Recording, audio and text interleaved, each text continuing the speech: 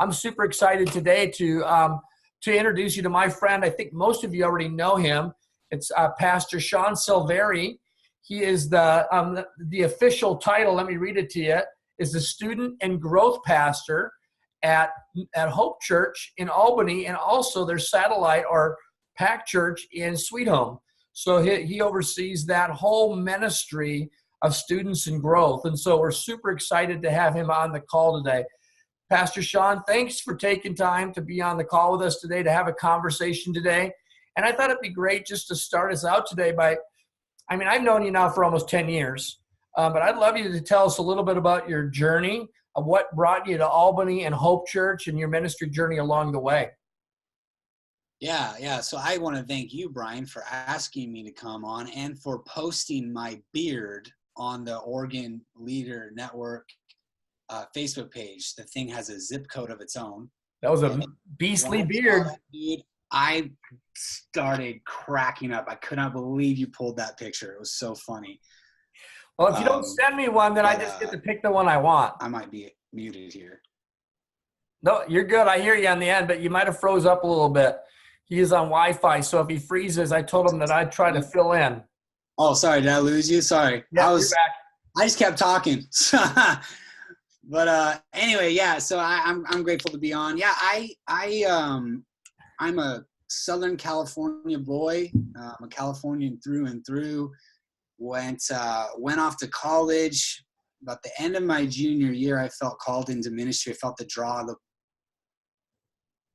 the ministry to students, and then after college, I went to Cincinnati, Ohio. Was the student ministries pastor there for 2.5 years at a church called Tri-County Assembly, and then my dad became the lead pastor at First Assembly at the time, and September of 2010.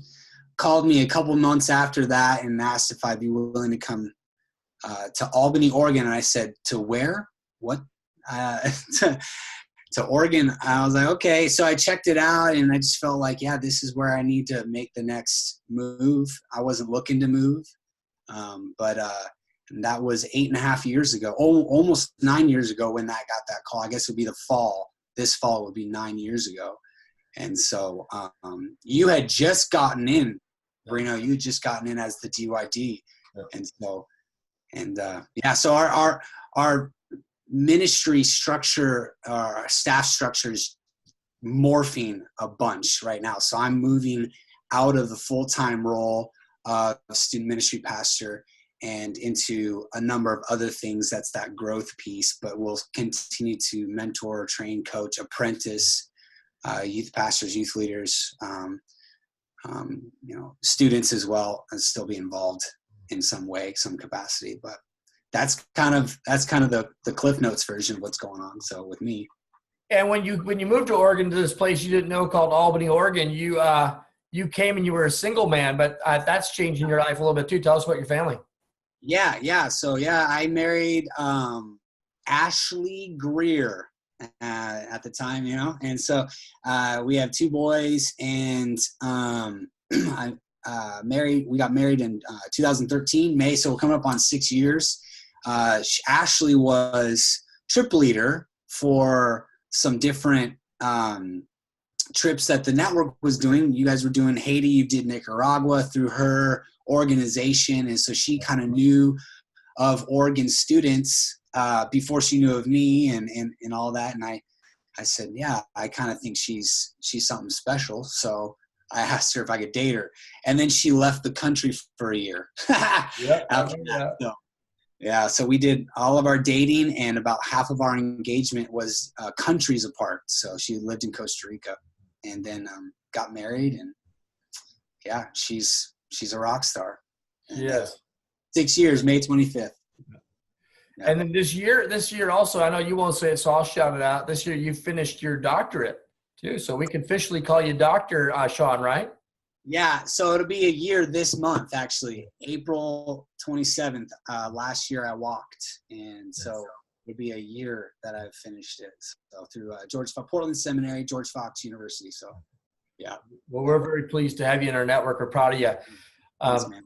I know today we wanted to have a conversation about the topic of remaining sharp in ministry. Yeah. And, Jesus said, what do you benefit if you gain the whole world, but you lose your soul? Caring for your soul should be the highest priority of every follower of Christ. But so often in ministry, we care about everybody else's soul and we forget about our own. And so I think this is a really important conversation to have about how do we remain sharp in ministry? How do we care for our own soul and grow? So I know at one time you shared with me, Sean, some things that you do to remain sharp in ministry. And I was hoping that you might share some of those with us today. Yeah. And kind of to set it up a little bit, I don't like the term self-care or self-help or self-anything because it's all about yourself. So I try to coin, I don't know if it works well, but humanation or human formation or human or humation, if you will. And so what does it look like to morph as a human to the person Jesus has called us to be, who we were meant to be? And you're right. So I like the term soul health as well. I've heard that coined a little bit. I think that's clever. And just the beginning for me is this idea of followership. We, in our culture, and the church is even especially binging on leadership. Now, I don't hate leadership. I'm not against leadership, but I think that leadership is a function or comes out of followership, which is form. So followership, it's form over function always. And so the idea to just kind of set this up is this idea of following Jesus, walking with Jesus. The word follow is mentioned over 130 times in the Greek. The word leadership is mentioned 0. So, or maybe 1 time. And the idea of leading or lead is mentioned, and it's not always a very positive mention in the New Testament. It's mentioned very little. And so we really need to be binging on followership. Who am I following? I'm a follower of Jesus. I am a first follower. That's what I am. And so that looks a lot like for me, the pursuit of presence, pursuing the presence of Jesus and some of the things that we hear all the time. But does that make sense, this idea of like followership over or before leadership? And actually informs our leadership and makes it better. Yeah. But form of Absolutely. I mean, often I point out, and I'm sure many on the call have heard me say this before he ever called us to do anything, he called us to be with him. Mm-hmm. Yeah. That's what he did with his disciples. He says he appointed them to be with him and then all the other responsibilities. Yeah. And so that has to be kind of a core, if you will, or a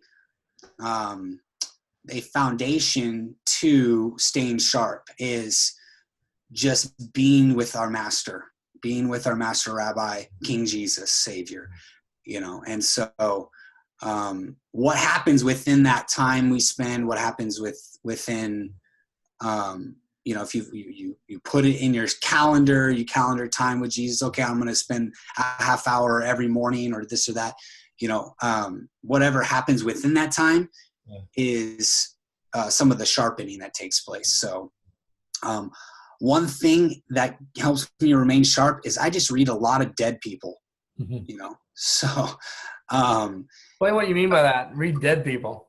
They're guys that guys and gals that have that aren't forming necessarily their legacy. They're alive, but people that are already passed away, they're already dead. The script has been written for them. So that could look like church fathers, like an Ignatius or an Origen or Tertullian. It can look like Reformation individuals like Luther, Calvin, Zwingli, Melanchthon, others, and it can look like some of those, like Chuck Colson's, some of these giants of the 19th or 20th century, even, so that may be a little bit closer to us, but their stories written, right? So like I could still screw up. Like I could still screw up. In fact, and so reading people who are dead, some of those early church fathers or people who are, now I'm forgetting the names. What would you call them?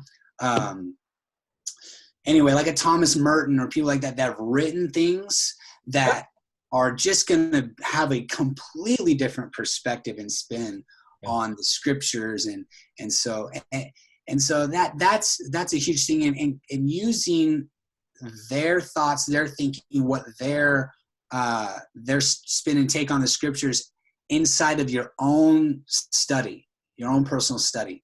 So reading the Bible is great, but let's study it. Let's really dive in and ask questions and read alongside of commentaries and things like that. I know it seems very trivial or very simple, but the amount of followers of Jesus who are in leadership that don't do it is pretty surprising to me. I'm cool with like purpose-driven life, devotional stuff like that, but what do dead people have to say about the scriptures? Because some of that is it needs to be dug up. So Sean, real quick, my guess is most of us on the call, including me, don't read a lot of dead people. So maybe give us, if we're going to start, who's your favorite one or two that maybe we should we should go to if it's, to start us out. Yeah.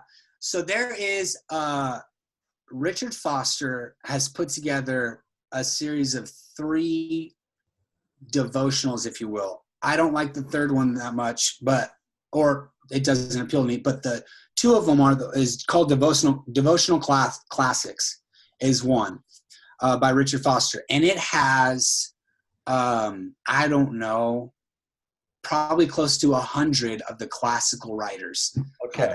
So he's collaged them for you if you get that devotion. Yeah, he breaks it into 5 or 7 sections or whatever of different types of like sections in terms of themes. So I like to dabble in that. I have the book, but it's in my car, and so I forgot to bring it in.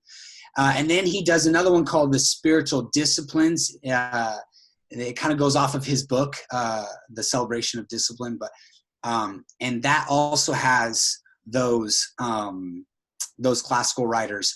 I think that's a really great place to start. A really great place to start. What's the name of that first one again? For those who are writing it down. Yeah. Richard Foster was the author. Classics. Devotional classics. Okay. Devotional classics. Richard Foster and James A something. Or K something. But yeah, that's a good place to start because you can get a little bit of snippets from all kinds of different people who are dead. And that's a good one. Another great resource for I think especially for children's workers is that it's called the Ancient Christian Commentary. The Ancient Christian Commentary on the Bible or something like that. And it's got all of their ancient writers, church fathers, and it's their comments on the scriptures. It's a huge volume. There's lots of volumes, but maybe adding that to your library on, a little bit at a time. I'm sorry, I'm botching the last part of that name. But anyway, those are things because they see things. The idea, as Astronani is the name of is a Russian name for this idea of making the familiar strange. We have to do that in our culture, and if we're not doing it ourselves as followers of Jesus, we're sunk. We have to take what's familiar and make it strange again for the people we're leading, and so we need to make sure we're doing that with ourselves. So another great practice for all of us to Astronani, if you will, is pick up something that you totally would disagree with, like a magazine or read an series of articles or a book that you wouldn't agree with, and read it and write notes and ask questions and interact with it. Go to a movie without any plan of what you're going to watch, and go up obviously barring certain, R-rated films and things like that, and say, I want to watch the next film that's playing. And then take notes on that. Like, what do you see happening in culture here? What are they trying to, what's their gospel here? And then another thing too is take a different route home every week. And what do you notice outside? What do you see with the trees, with the homes, with the kids, the neighborhoods that you so it's all about paying attention. So it helps keep you sharp, helps keep your mind sharp. And you can fill in the blank on all kinds of other ways to do that, but making the familiar strange again. And actually what is that? Sorry, that was me. What is it that you notice? So it's not just going out for a walk or doing a trail run, or if people like to do that, or if you're, at the gym or things that you do normally, but it's doing it a little bit different and then paying attention to what is around you that you're surrounded with. That's what good. Do you notice? So another thing to stay sharp is, and I am, I'm probably a little too dictator about this, is exercise, physical activity, whatever that is. You are not the person you could be if you are not eating right and exercising. I am 100%, I believe that 100%. And so that looks different for everybody, and everybody's got different struggles in terms of health, and some people can't do certain physical. I get all that, but what are you doing 3 days a week for 30 minutes each day, each of those 3 days? What are you doing when it comes to food? I try to limit, and I've been horrible the last month, so I'm a total hypocrite right now. The last month has been bad, but what are you eating? Like limiting fast food, making sure you're feeding your body with, fruits, vegetables, plenty of water, plenty of sleep, because the bottom line is our culture is rapidly becoming more hostile, outraged, and resistance towards I'll say toward the major three: truth, beauty, and goodness. Now we all want it, but we're becoming more resistant towards that within a Christian or a Jesus context. So we must be sharp. We must be rested. I get it. There's certain seasons you're pushed in and you're totally tired and exhausted. That means you got to get away for 2 days. I'm glad you added that last one there too, because I think you're right on all of them. But I'm glad you threw in that last statement there of rest, because rest is so important too. Getting proper sleep and downtime. If you want to remain sharp, if you're burning the candle at both ends, it's gonna eventually burn out. Well, so this will be even practical. I'm glad you mentioned that, the idea of burnout too. You need to guard your day off. You have to have your day off. I won't go into detail. So day off once a week, Sabbath once a week. All right. Yep. Why is Brandon laughing at me? All right. Get away monthly. Whether that's a half a day in addition to your Sabbath, get away every month, half a day, full day, a couple of hours. You fill in what that getaway looks like. Vacation yearly. That is different than a trip. For those of you who have kids, that's a trip. But if you vacation, it is childless, right? So vacation, that's a full week yearly. Make sure we guard that. I'm ignoring what Brian's saying. And then sabbatical. This is something you've got to really push and bring up with your lead pastor. Sabbatical, and especially if you're a volunteer or you're part-time or whatever. I get the nuances, but every 7 years, sabbatical. That's a full, I would say 60 days, but if you can at least get 30 days where you are unplugged and That's good. So Sean, because I want to change the topic to something else in just a moment before we don't have enough time. But so what I heard you say is, I want to repeat it, is one is have a correct mindset that fellowship starts first before leadership.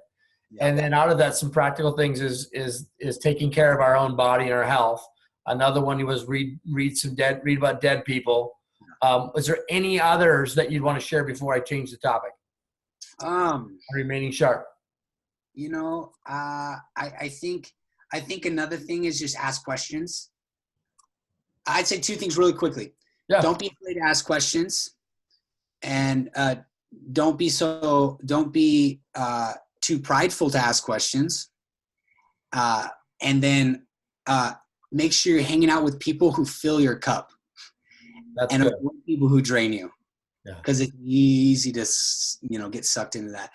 So when it's your time to hang out with friends, and because everybody wants to hang out with the pastor, the leader, do your best to guard that. And that doesn't mean you never hang out with people who drain you, but do your best to surround yourself with, when it comes to fun, with people who are fun for you. So that's good. That's good. That helps you to stay sharp. Well, hey, I wanted to change the topic just a little bit, Sean, and talk with you a few minutes about something else that really has nothing to do with this. Maybe there's a tie to it, but I know that you, as a pastor in your church, went through a pretty difficult situation a few years ago with a young lady in your church that took her own life. Yeah. And that was a big learning experience for you, and I feel like you guys really navigated it well, and that is such a real issue in our society today.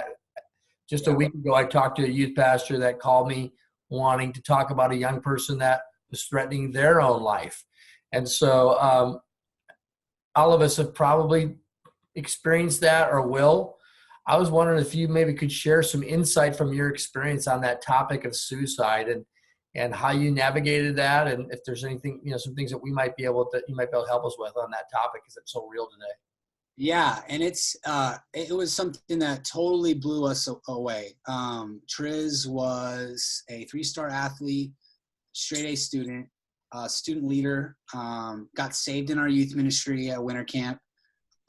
Was growing like a weed in her faith, but struggled with some mental health issues. Dad was very hostile atheist, a very hostile environment that she lived in, but what was not something we saw coming.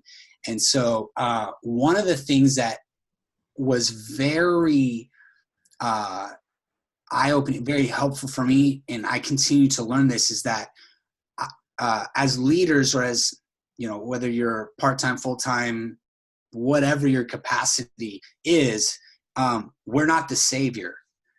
So it's easy for us to do a couple of things. It's easy for us to blame ourselves. It's easy for us to, whether the person ends up going through with it and taking their own life or not, it's easy for us to blame ourselves. It's easy for us to think that there's something wrong with me. And that's prideful because it's an obsession with me. It's all about me if that's the case. I get it. It's cloaked in other things, but it's.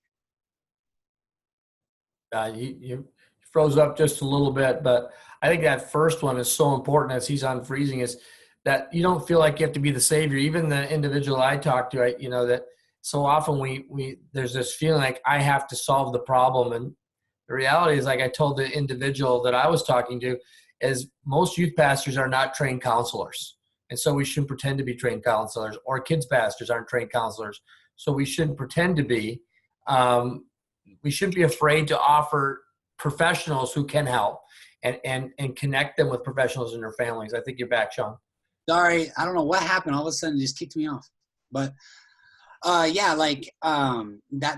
another great point, is knowing your national suicide or your suicide hotline. Some of those resources is huge. I don't have it on my desk. I have some resources there, but recognizing that you're not savior. I would also say we had several students attempt suicide. We almost lost another one of our kids a year after.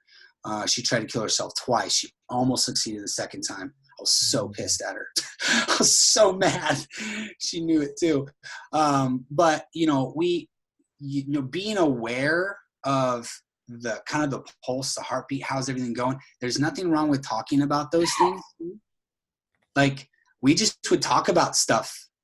It got real, you know what I mean? We would talk about stuff on a Wednesday night. We would talk about stuff one-on-one in small groups.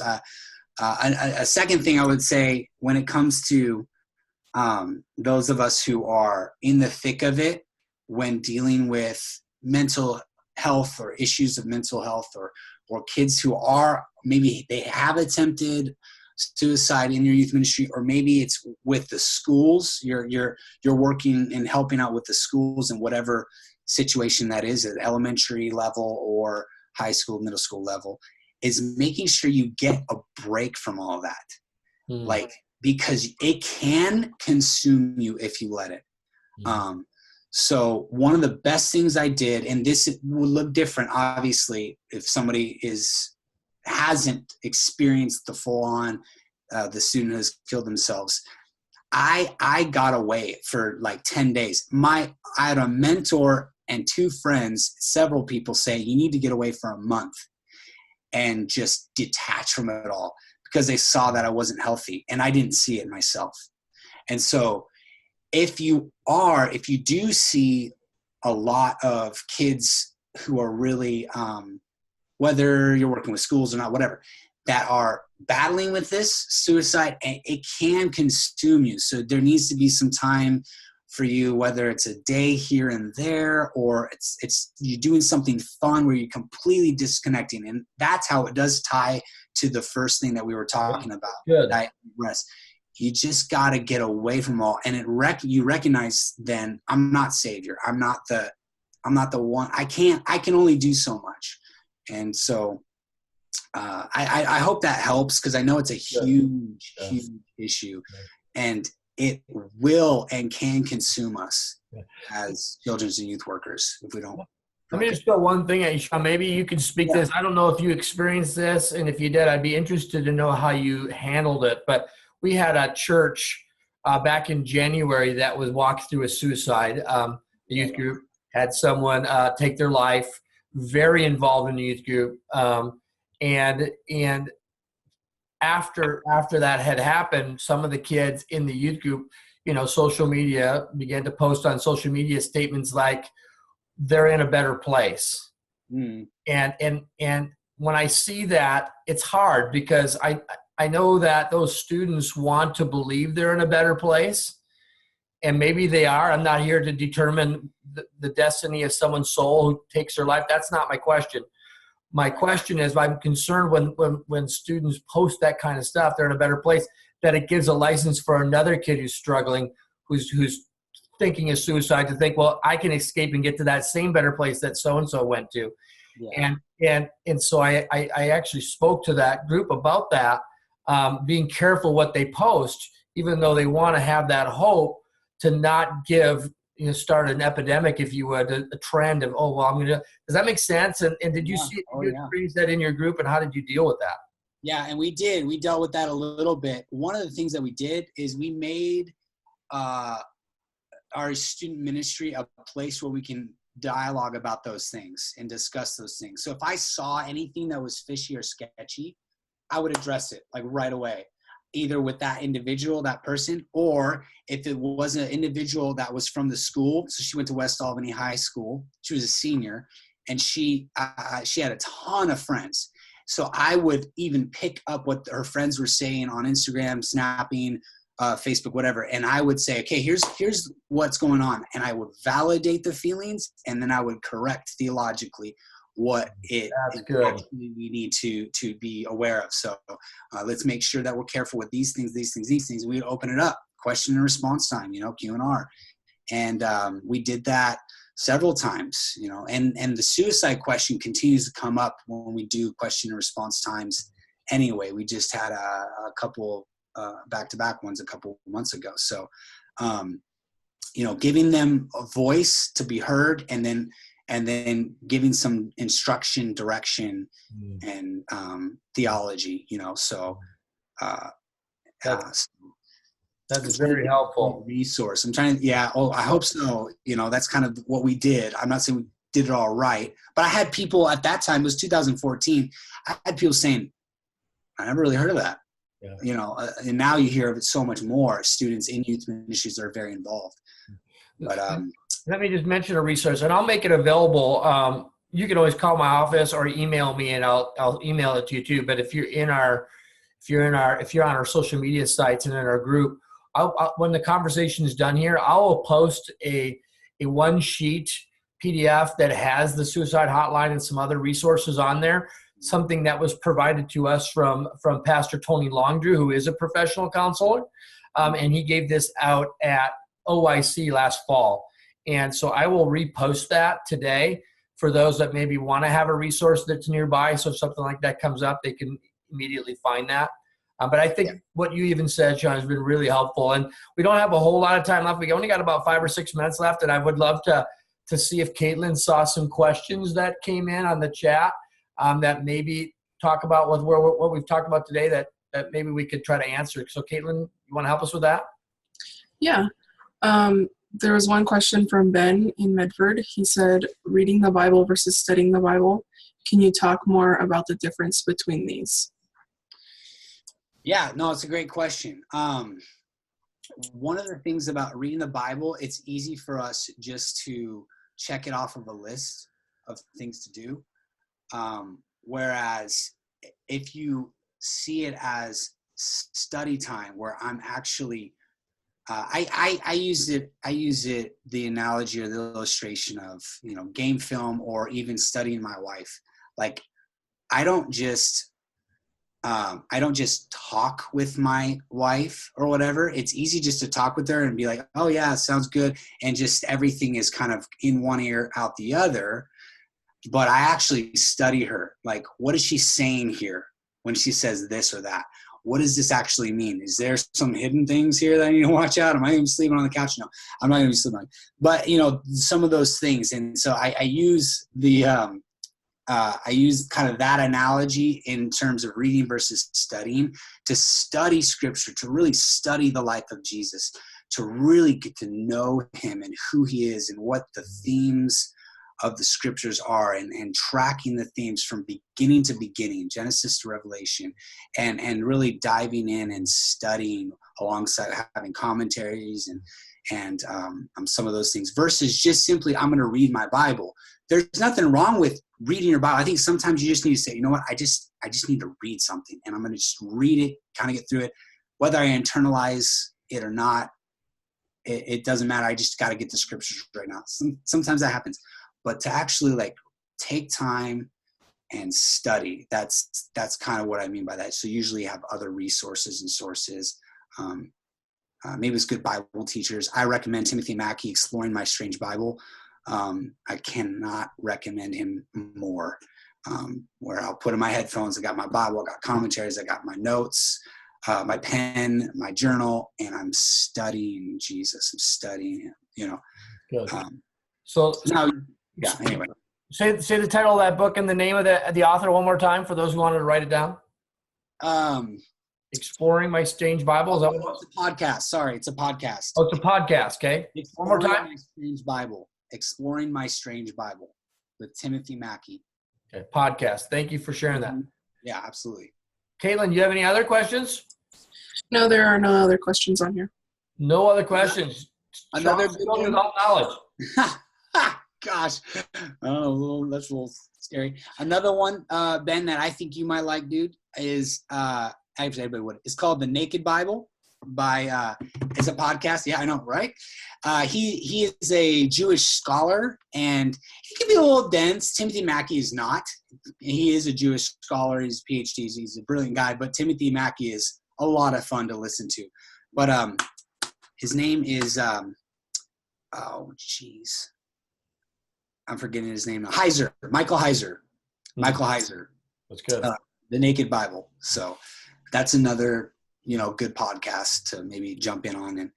And so, a couple of years ago, Sean, I was with another friend of mine who's a pastor and actually has the same ministry responsibilities that I have only in Louisiana. So he was their DYD kids director down there. And he challenged me. He said, for years I would try to read through the Bible in 1 year. Nothing wrong with it. I was on the same page. I did that for years.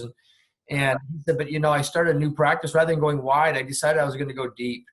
And he said, I just took my time reading through the books of the Bible. And so he challenged me to do that. And I've been doing that for about 3 years now. I think I've gotten through maybe 15 books. And what I've, for me to go deep, it simply means I'm going to read slow, I'm going to read thoughtful, and I'm going to read with a commentary open. And that's what I've been doing for the last 3 years. And so that's how I read my dead people, I guess, is through the commentator. But because a lot of times he's quoting other people that are no longer with us. But I'm in a stage of my life where I'm not trying to get through the whole Bible in a year. I'm just trying to go as deep and get as much out of that text that I possibly can. So I started Luke in January, I think, or maybe even December. And today I was in Luke 19. So you can kind of see the pace I'm going. I think I like that. I don't know if that helps Ben too, just for me going, studying versus reading is going deep and so. Right. And it's journaling, it's taking your time a little bit. It's the commentary stuff. It's good. Some art, but yeah. Well, Sean, we're just about out of time. I want to say first and foremost, thank you for giving us your lunch hour, talking to us about remaining sharp, challenging us to do some things that maybe we don't always want to do or aren't comfortable with, and also being so personal about your walkthrough with that young lady a few years ago. We still have about 16 on the call. Would you take a moment and just pray for us as leaders before we finish? Yeah, absolutely. I would love to do that. Thank you. Jesus, we're so grateful that we serve a king who is personal and intimate, and also at the same time continuously pulling us forward into the future. We're just grateful for you, Master, our Savior, our Deliverer, Redeemer. We're humbled to partner with you, Lord, and just I'm fond of the John 20 passage where you totally freak out the disciples. You walk through walls, and you breathed in to the disciples, and you commission them. You commission them for things that are so much bigger than themselves. And so I ask for that breath to fill our lungs. Amen.